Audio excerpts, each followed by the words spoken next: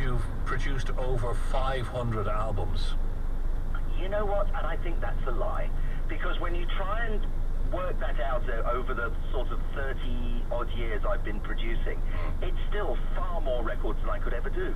So it must be sort of greatest hits and songs on compilations and things like that. You've got 5 Grammys. I do. Okay, what are they for? Can you remember? They're for Producer of the Year for one of them, which was great. For Beautiful Day, for How to Dismantle an Atomic Bomb album. Yeah. I can't remember. Oh, that's good. Yes. Where do you keep them? I have my kids. Some of my kids have 3 of them, and I have 2 of them. All right. So it's great. Yeah. What are you looking for? I mean, you're a man that there is so many people that come in with just the acoustic guitar, the edge of power, Pete Gabriel. Do you immediately hear the song and what you can do? I try, yes. I mean, it is, it's more like what can I do for the next bit and then the next bit. So it's just sort of one step at a time, really. One thing that amazed me on the last episode of The Hit, which is why I'm here to talk to you, is the Who Do You Love by Marcus Drumston. The way they did the song, and then the way Brian completely changed it around, but it was just as good and even better. I mean, that was breathtaking. So that really is where I would never have seen that song being done like that. No, absolutely, I was stunned by it as well. And because he almost did it himself. Is that the role of the producer? Is the producer like the role of a director in a movie? Is that what a producer does in an album? It is like the role of a director in a movie, except that, I am normally working with singers who write their own songs, so it's not really as dictatorial. I will say to Bono, try this, try that, but at the end of the day, he will try his thing, and I'll give my expertise on it, and we'll come to a good compromise.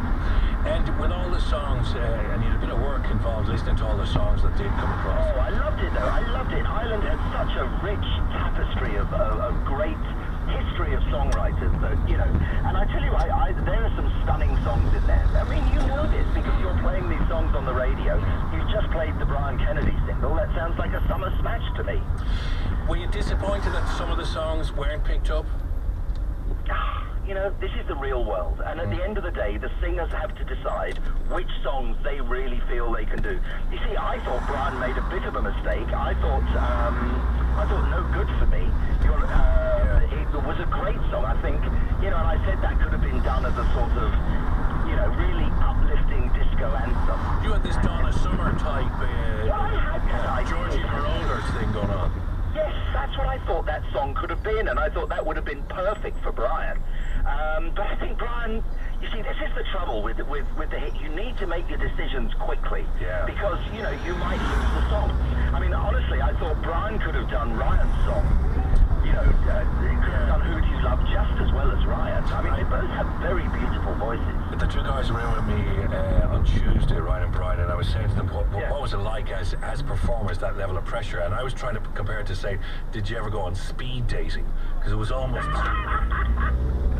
That is so funny. Yes, it is a bit like speed dating, but for music. Yeah, it's so you can make that. And one of the things as well with the songwriters and with Brian, because the song that You're No Good For Me, Brian was saying, why don't we turn that around and go, You're So Good For Me? And she was looking at him going, for God's sake, this is written about a guy I hate. Do you get that? Do you get that with songwriters a lot? That I'm not moving from this position. That takes me back to a version of a great song written by Billy Bragg that I produced for the great Kirsty MacColl called A New England. Oh yeah. And of course Billy wrote it as from the view of a man, and his lyric was different. So Kirsty, said we need to change it, and Billy agreed. Billy said yes, no problem. Right. So it's not. A song can be improved.